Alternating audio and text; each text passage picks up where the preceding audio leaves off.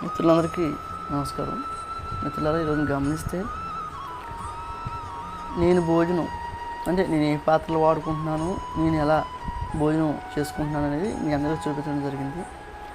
నేను ఎందులో తింటాను అని చాలామంది మిత్రులకి డౌట్.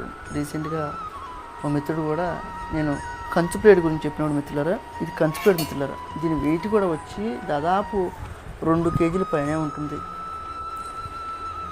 ఇదేంటంటే మిత్రులారా, అరిటాకు ఉంటే అవకాశాన్ని బట్టి అరిటాకులో భోజనం చేయడం, లేదనుకుంటే ఈ కంచు ప్లేట్ ఏదైతే ఉందో దాంట్లో భోజనం చేయడం జరుగుతుంది నా అవకాశాన్ని బట్టి.